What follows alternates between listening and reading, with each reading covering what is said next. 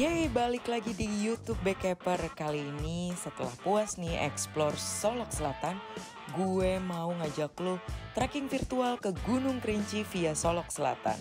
Stay tune terus, jangan lupa subscribe, komen, dan share video ini kalau lo suka.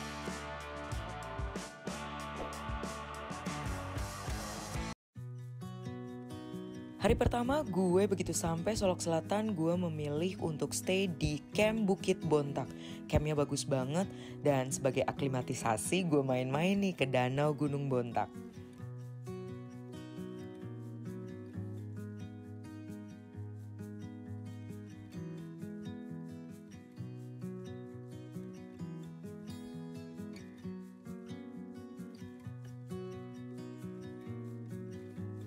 Jalurnya gue suka banget, masih padat, rapet, dan alamnya asri banget.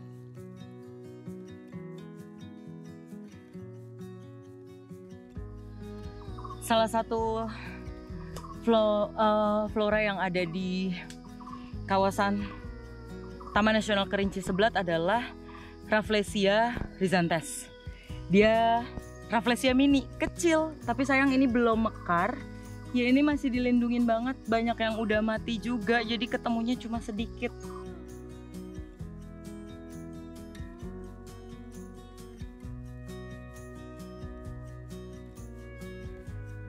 Danau ini bisa jadi pilihan loh kalau lo nggak mau mendaki Gunung Kerinci via Solok Selatan. Dan bisa ditempuh dengan waktu 1,5 jam. Nah, kira-kira inilah pemandangan Danau Bukit Bontak yang berlokasi di ketinggian 1264 mdpl.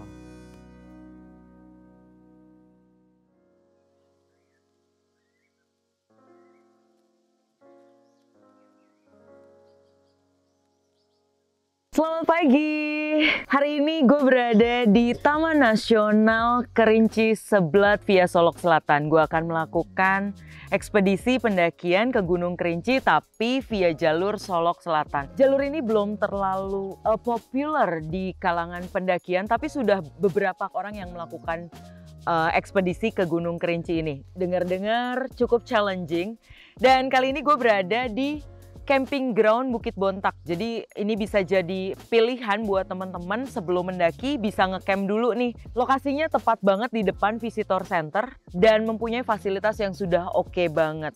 Oke, kalau begitu gua udah mandi, udah seger, udah siap-siap nih buat melakukan pendakian Gunung Kerinci via Solok Selatan. Wismillah, sampai ketemu di ketinggian.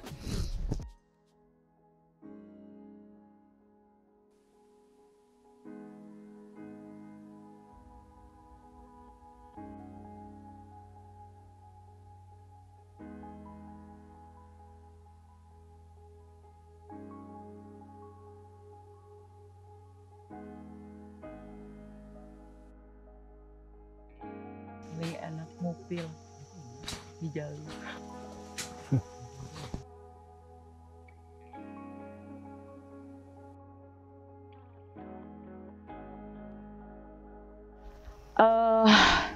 Jadi jalur Kerinci via Solok Selatan ini relatif tertutup, relatif padat karena udah lama juga nggak ada yang lewat sini, udah lama nggak ada yang mendaki, dan jalurnya pun belum terlalu populer.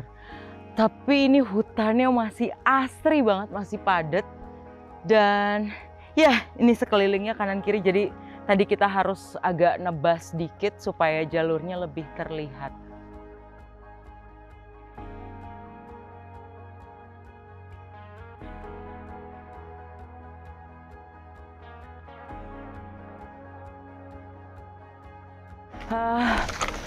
Ini udah sungai kedua. Setiap kayak kita turun kemudian ada sungai, kita harus nyebrang dan relatif licin. Soalnya ini mostly ya lumut semua. Di awal ini jalurnya relatif flat. Kita turun, naik sedikit, flat lagi, kemudian nyebrang sungai dan baru menanjak lagi. Extra careful. Licin banget, gue udah berapa kali kesandung karena akar segala macamnya juga udah berlumut dan licin.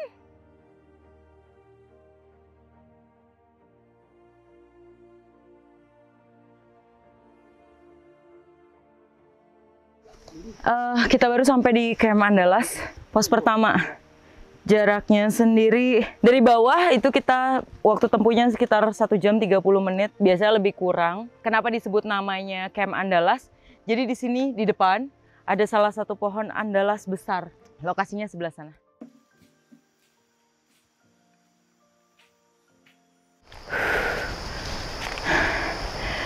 Banyak banget hal menarik yang bisa ditemui di jalur pendakian Kerinci Seblat via Solok Selatan ini. Salah satunya dari tadi itu banyak banget pohon-pohon besar, dan ini salah satunya adalah ficus atau sejenis beringin. Dan buahnya ini biasa dijadikan makanan sama burung rangkong. Jadi di sini juga terkenal dengan spesies burung rangkong, itu ada sekitar 5 yang pernah ditemukan.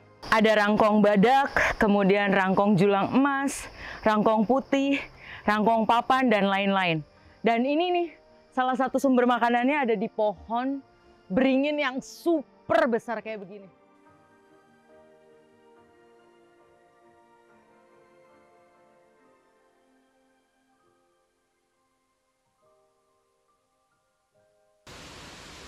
Sumpah aku ketagihan sama belut.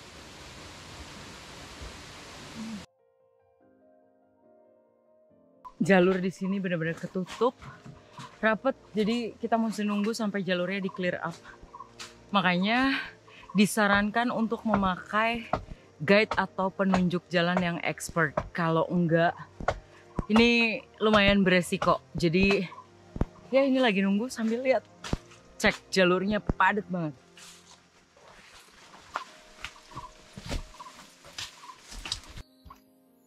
Ini yang namanya pacet daun. Warnanya cakep, tapi warna ini pacetnya cantik, tapi kalau udah ngegigit nyelekit, dan dia susah banget dilepas ini. Percaya atau enggak, ini baru pacet sedikit. Jadi kalau kata guide kami, satu kaki itu bisa sampai 60-70 pacet. Pacetnya lagi reunian di situ, darah semua. Oke, mau disemprotin deh. Boleh.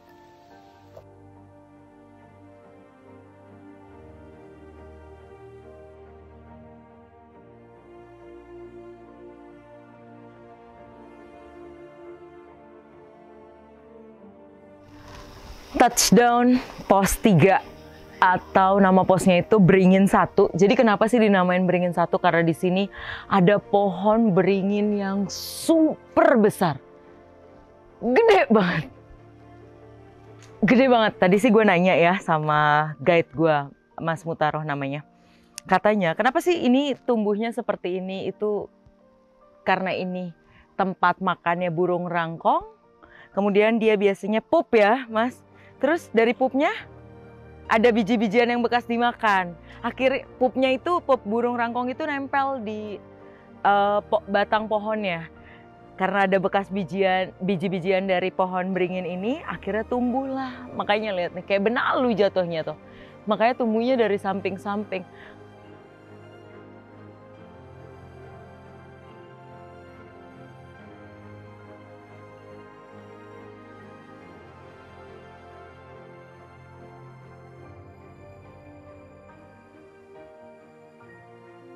Hari kedua pendakian.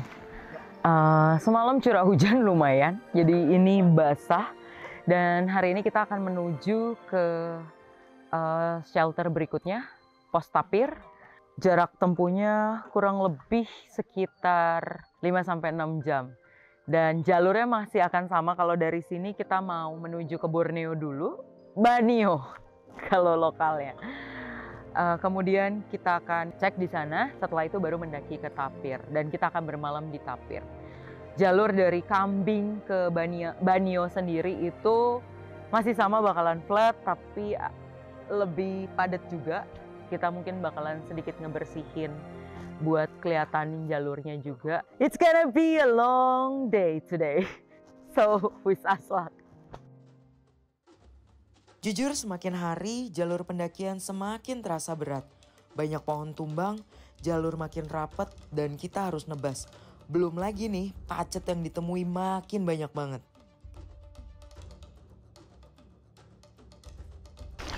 Seperti biasa, karena beberapa jalur di sini terdapat pohon tumbang, kayak contohnya jalur yang di depan.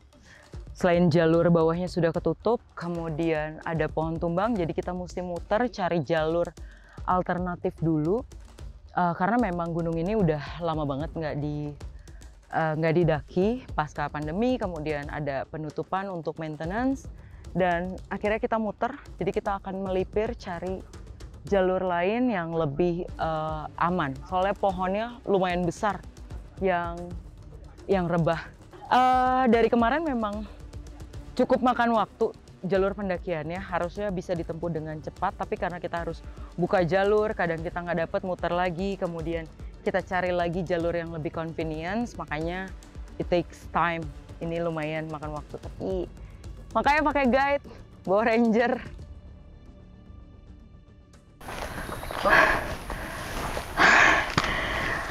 Akhirnya sampai juga di Camp Banio, atau kita sebutnya Camp Borneo. Kenapa disebut Camp Borneo? Karena di sini ada ini ya, Mas, pohon-pohon Borneo banyak banget di sini. Tahu dong, kayu Borneo. Campnya cukup besar, lebih besar daripada camp kambing kemarin. Tapi di sini katanya pacetnya lebih luar biasa. Oke, kita mau break dulu. Ntar baru menuju camp berikutnya, yaitu Camp Tapir. Kenapa Camp Tapir? Karena di sini masih banyak ditemukan tapir.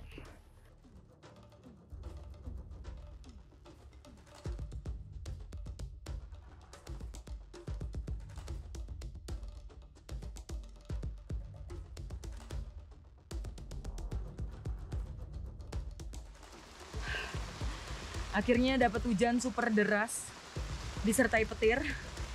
Ini lumayan ngabisin tenaga sih, karena mulai dari jalur Banio ke Borneo ke Tapir itu jalurnya lumayan berat, mulai nanjak. Dan ini hujan, basah. Walaupun pacetnya udah berkurang. Untuk di sini masalah air nggak usah khawatir, karena memang terdapat banyak mata air. Dan ini sign-nya, salah satu sign-nya sebelum Camp Tapir.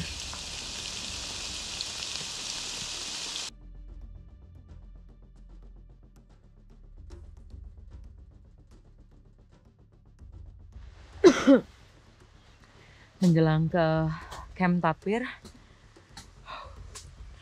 jalurnya makin ketutup, makin licin karena lumayan nanjak. Jadi path-nya itu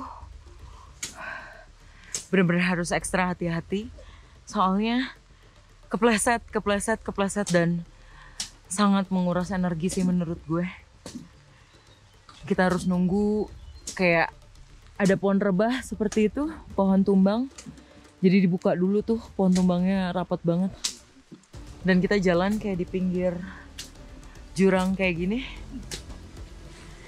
Jadi benar-benar harus hati-hati, rawan kepleset dan rawan jeblos. Ini udah basah sampai dalam.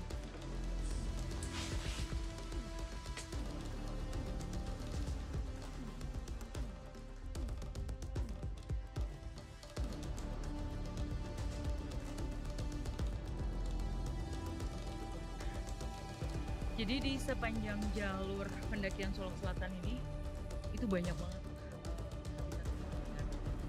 Apalagi karena udah lama nih nggak ada manusia yang berkunjung kan.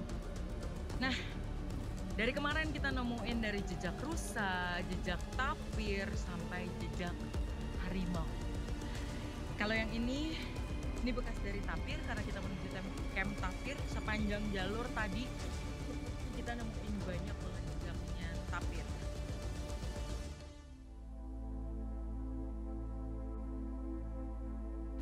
Hari ketiga, dan sekarang kami bersiap-siap untuk melanjutkan perjalanan ke camp berikutnya. Kita akan menuju Camp Chantigi. Kalau memang bisa, kita akan lanjut ke Camp Yuda, Tugu Yuda. Dan kali ini vegetasinya akan sedikit berubah. Elevasi gainnya pun kita naik sekitar 600 meter. Kemudian agak menanjak. Ini salah satu trail yang challenging juga. Dan mudah-mudahan hari ini cuacanya bersahabat karena dari kemarin kita kena hujan terus. Let's see, kita akan lihat apa yang ada di atas sepanjang jalur menuju Camp Chantigi.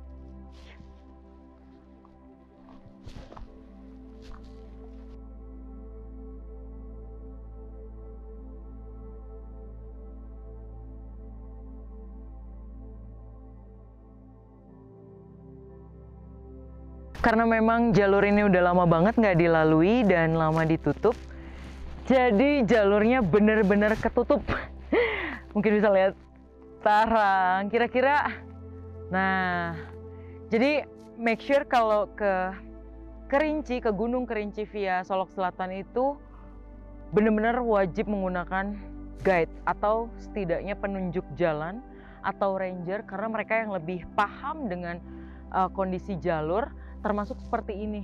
Mau nggak mau kita bakalan nerabas atau nebas jalur dan buka kembali jalurnya. Ini totally ketutup. Gimana Mas? Udah ketutup total. Udah lama nggak kesini, udah ketutup. Ayo kita mulai lagi seperti bikin jalur baru. Bener, ketutup. Bahkan nggak kebaca sama sekali.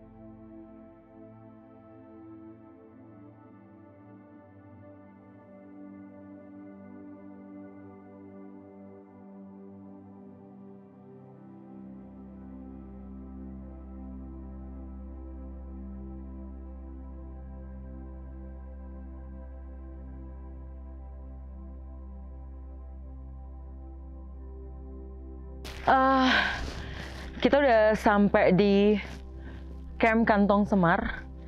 Jadi kalau kita ke sebelah kiri itu ada campsite yang muat hanya 3 tenda, 2-3 tenda. Tapi saat ini posisinya sudah ketutup semak belukar. Jadi udah nggak terlalu convenient untuk stay atau bermalam di Camp Kantong Semar ini. Nah di depan kurang lebih sejam lagi itu baru Camp Chantigi. Biasanya orang juga stay di sana sebelum summit ke Puncak Kerinci.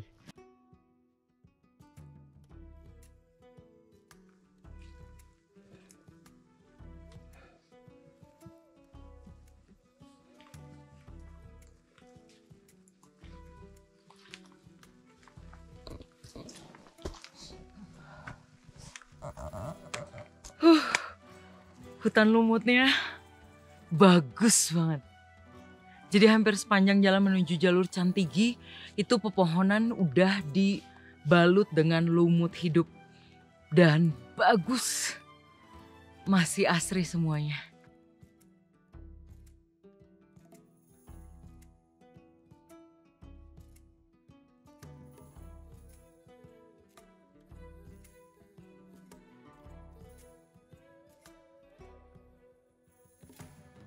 Akhirnya sampai juga di Camp Chantigi. Menurut gue ini adalah salah satu camp paling cantik di kawasan Gunung Kerinci via Solok Selatan.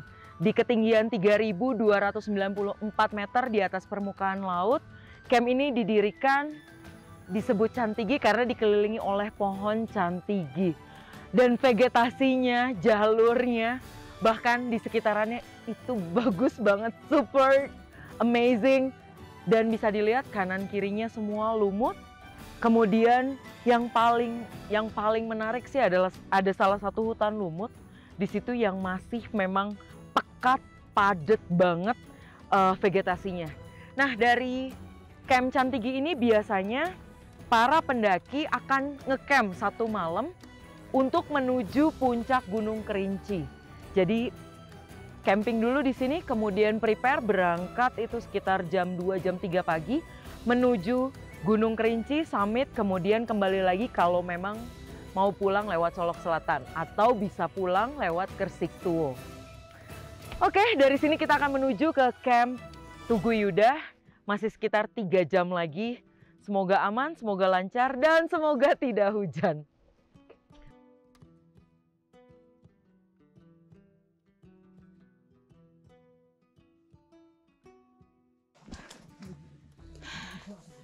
Ini ada kotoran tapir banyak banget. Jadi karena di sini memang habitat tapir banyak banget dan kita bisa temuin di mana-mana, terutama mulai dari camp tapir sampai ke atas. Dan ini pupnya masih hangat ya. Ini kotoran tapirnya masih hangat, dia lebih besar-besar daripada kotoran rusa. Di depan pun masih banyak, sepanjang jalan ini banyak banget kotoran tapir.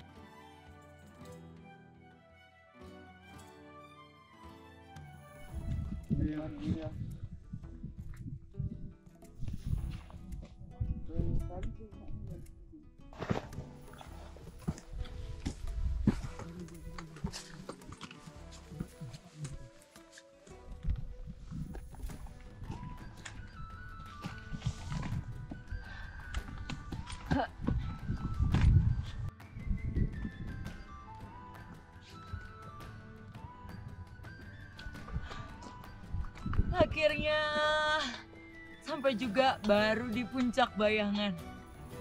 Jadi kalau dari Solok Selatan, inilah puncak bayangannya Gunung Kerinci. Ketinggiannya kurang lebih 3.500-an. Makanya nafas mulai agak pendek, kemudian kepala, langkah itu semua mulai berat. Karena kita gain altitude-nya lumayan banget. Jadi kalau nggak aklimatisasi, ini biasanya bisa kena AMS, sakit kepala segala macam. Cuacanya cepat banget berubah, tiba-tiba kabut, jadi diselimuti kabut semua. Vegetasinya sekarang kosong, hanya hamparan batu, kemudian kanan kirinya jurang.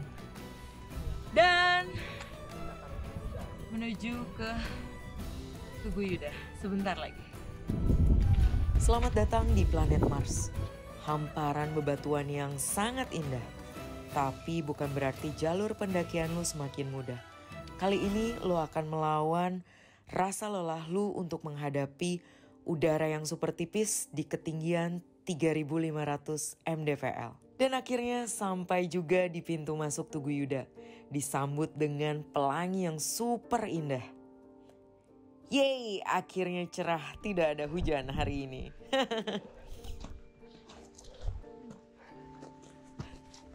It's freaking cold. Dingin banget. Asli, tenda udah berdiri. Kayak gue udah mau masuk tenda. Kami ngecamp di Tugu Yuda untuk mendekati summit. Karena kalau harus turun ke shelter 3 akan lebih jauh.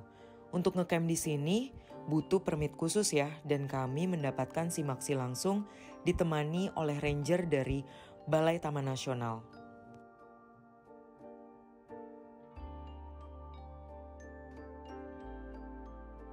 Selamat pagi. Akhirnya waktu yang dinanti-nantikan untuk summit Gunung Kerinci tiba juga.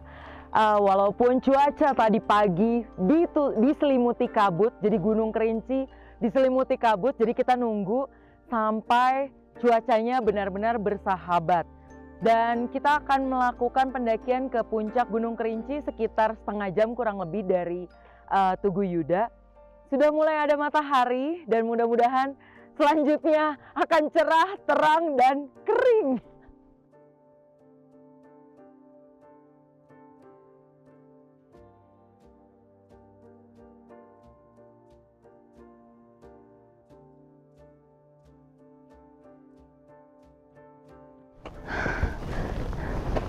Nah, jalur pendakian pada saat summit ke Kerinci ini rawan longsor, jadi harus berhati-hati. Karena di sini jalurnya itu moving land atau tanahnya dan batunya itu bergerak. Jika ada pijakan di atas, orang yang menginjak batu yang nggak stabil, itu kemungkinan besar jatuh ke bawah. Makanya kita harus bersiaga dengan peringatan rock, rock, rock. Artinya ada batu jatuh. Ada satu informasi penting lagi nih buat teman-teman yang kalau lagi turun dari puncak Kerinci ke bawah, itu harus ekstra hati-hati dan memperhatikan jalur dan petunjuk arah. Karena kenapa? Banyak yang gagal ketika pulang dari summit. Jalur Kerinci berselimutkan kabut sehingga melipir sampai ke jurang dan kita nggak bisa ngeliat lagi jalurnya. So, extra carefully.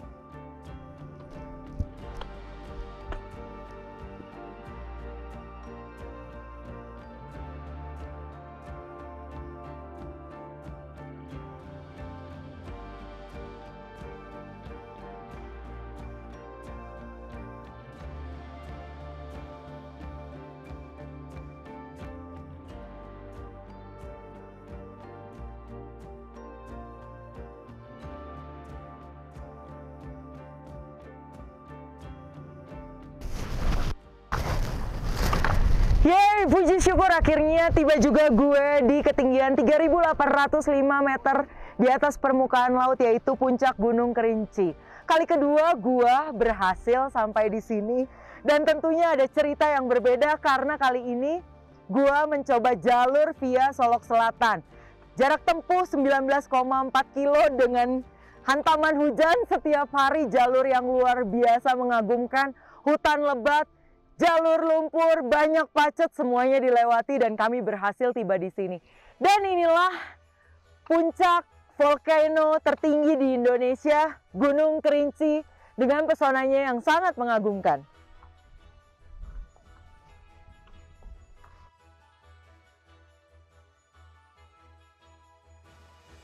Makasih loh buat lo semua yang udah nonton video ini.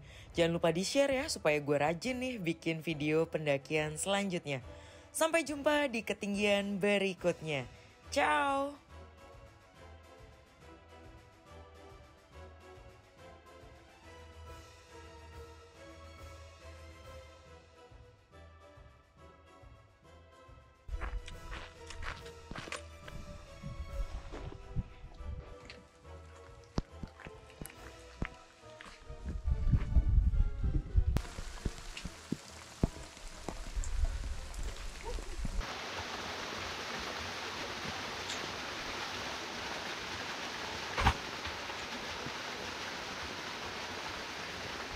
Balik badan, Bir. Nah.